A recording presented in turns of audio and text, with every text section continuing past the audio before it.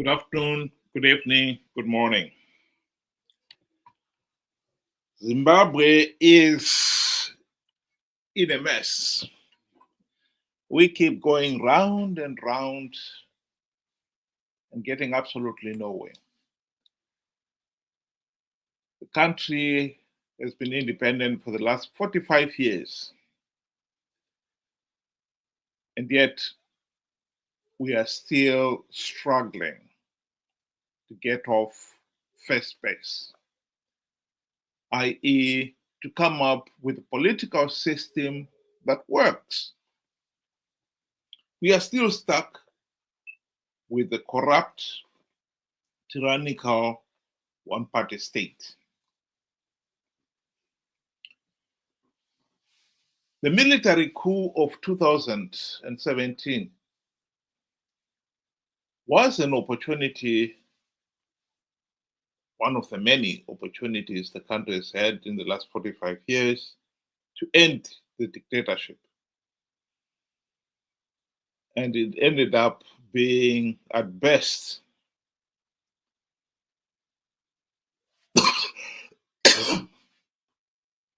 an empty victory. It accomplished absolutely nothing. And here we are, hardly 7 years down the line. We are back to where we started, where the war veterans are demanding that the present dictator should step down. This was a repeat of what happened in 2017.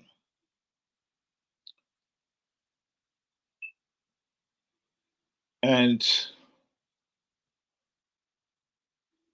ultimately, Mugabe stepped down, only to be replaced by Mnangagwa. And now, 7 years down the line, the same war veterans, the only one who have got a political voice in Zimbabwe, are asking that Mnangagwa should step down. And if we are not careful, this will be yet another empty victory. Here is a clip of one of the advisors during the, one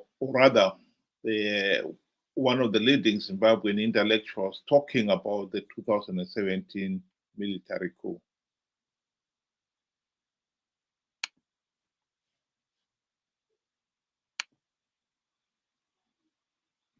Alex, we've been watching people cheering the soldiers in the streets. Do you think they're putting too much trust in the army? And could they even come to possibly regret the military takeover? Well, you know, a military coup is not a picnic. When you get a military government, then you have to expect that things will not be the same as in a civilian regime. A lot of people are happy to see Mr. Mugabe being kicked out of power because he's been there for too long, because he has failed, because they are frustrated. But there is also the risk that having a military regime or a regime that is backed by the military could have its own very serious problems. And Zimbabweans obviously need to take caution. Okay. And would you say that Zimbabwe is actually ready for, let's say, democracy after almost 4 decades of authoritarian rule by Mugabe? Well, you know, Mr. Mugabe was only one part of a very extensive system that was causing repression in Zimbabwe. The fact that he may go won't solve all the problems, but it will certainly be an important part in the breaking down of this system. However, the people who are leading this movement against Mugabe at this particular moment are people who have supported him extensively in the past. And therefore, there may be more continuity, unless, of course, when they are in power, they will be showing a different mindset and they'll be treating people differently. Certainly, they have been very liberal. The military authorities have been very permissive in the last few days.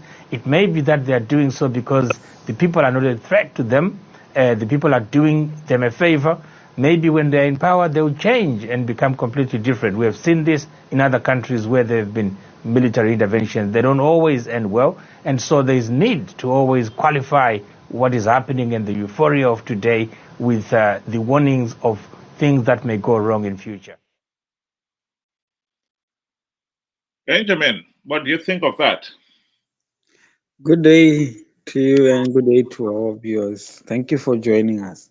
You know, Zimbabweans have been, so privileged and gifted to have an opportunity of, experiencing things or situations more than once, but unfortunately failing to learn from those experiences. I think that is one problem that as a people we suffer from. No matter how much, we are given the foresight of an event, we will never learn from it. I'll give you an example. For over 25 years now, we have been experiencing rigged elections. Election after election, elections are rigged. But still, we continue to soldier on regardless. So we can say that lesson has not been learned. But the situation has presented itself to show that, do things differently. Let's come, a little closer now, right? We have heard the war veterans speak, and it is clear as daylight that they have said they want one of their own. They are declaring they want one of their own. So by declaration, which means they are not worried about any election, because for their own to come, they have to go through a free, fair, and credible election.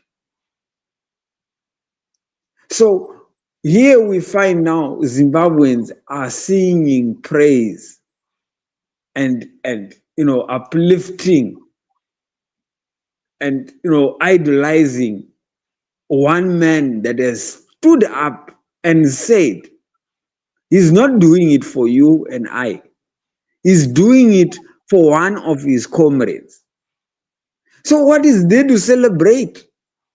That is the question that I would ask each and every Zimbabwean that is so happy right now to say, Comrade Geza has done Zimbabwe a huge favor. What are you celebrating when clearly you do not have a meaningful say in the next choice of president? He is declaring it for you. I think for those out there who maybe do not remember who Dr. Alex Makaisa is, he was, among other things, the special advisor to the late Morgan Tsvangirai, at least during 1 year of the GNU, the last year of the GNU. One of the biggest criticism that has been leveled against Makaisa is what the hell did he advise the MDC leaders to do? Because the MDC leaders failed to implement even one token reform during the GNU. Not even one token reform. Zimbabwe will not have had the mess of 2017 let alone the mess we are still in now. If the MDC had implemented the democratic reforms when they had the golden opportunity to do so during the GNU of 2008 to 2013. Unfortunately, Dr. Magaisa is now led to. But this was one question he never answered. And one can only hope that history will answer it. What the devil did you advise Morgan Tsvangirai and company when you were his special advisor during the GNU, if they failed to implement even one token reform? I think the other point which one of his friends who actually posted this video, Hopewell Chinono, is saying is that he advised the opposition that they should support the military coup if they can get a new GNU, which they were promised. The coup plotters did promise the opposition a new GNU. Morgan Tsvangirai left his South Africa hospital bed in a huff, convinced that he was coming back to Zimbabwe and the GNU was going to be formed as a result of the coup. And so the opposition took their supporters to go onto the street to celebrate the military coup. But as we know, soon as they'd secured Mugabe's resignation, Mnangagwa and company decided that they did not need a GNU. And as we already seen, the removal of Mugabe to replace him with Mnangagwa changed absolutely nothing. Zimbabwe remained a pariah state, so that was an empty victory for the nation.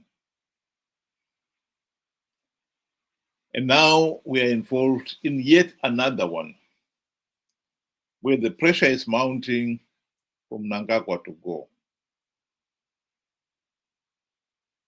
And one faction that supports VP Chiwenga are opposed to Mnangagwa staying on. And one of the methods Mnangagwa is hoping to use is to amend the constitution so that he could stay on in power. And this faction is opposed to amending the constitution.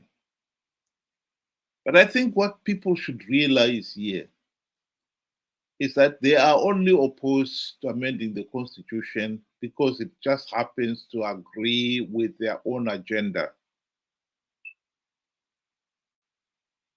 that their own candidate, Chiwenga, should be the next president.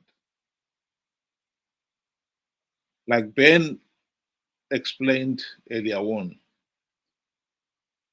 if the people of Zimbabwe were to join with this blessed Geza and company and mount the pressure on and stop Mnangagwa amending the constitution,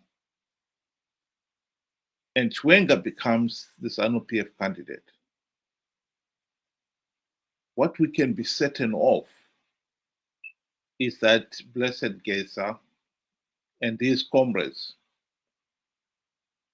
will rig the 2028 election to make sure their candidate becomes the president. just as much as war veterans have rigged elections, in fact, since 1980. So the important thing here is we don't want another Pyrrhic victory, an empty victory, where we have stopped Mnangagwa amending the constitution, but have failed to stop ZANU-PF rigging the elections. Because as long as ZANU-PF is rigging the elections, Zimbabwe will remain a pariah state.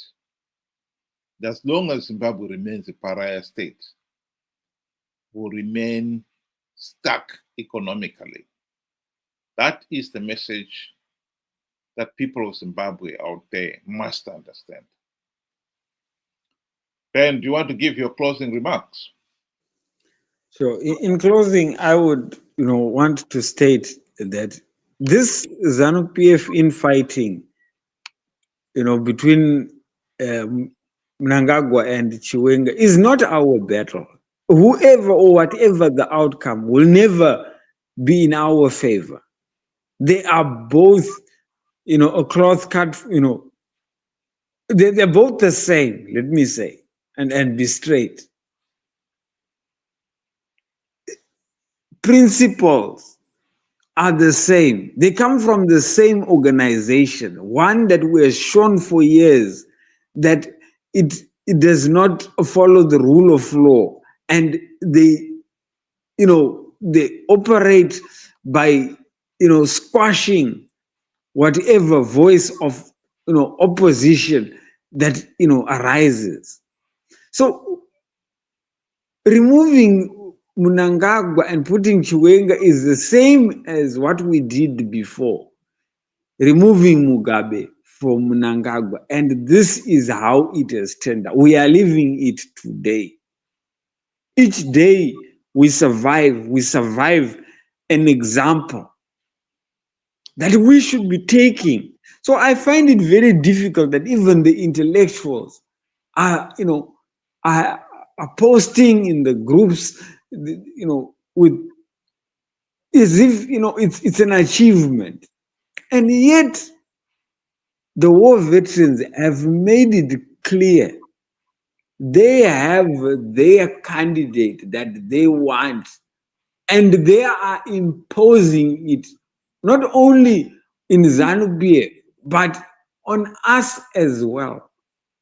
So now for us to now cheer and say, well done, it clearly shows there is something definitely wrong with us. And our failure to learn from our mistakes will definitely mean that we will continue making the same mistake over and over again. And those that actually think that Chiwenga will be different from Mugabe or from Mnangagwa, you have not learned anything for the past 45 years. Clearly, there's something wrong with each and every one of you. Thank you. Thank you, Ben. My last remark on this issue would be to explain to people that as much as Blessed Kesa and the war veterans and some of the opposition leaders, they are fighting to stop ZANU-PF amending the constitution, constitutes participating in the flawed referendum. That, in my view, would be a big mistake. Because if you participate, you have given the process legitimacy. And we know that ZANU-PF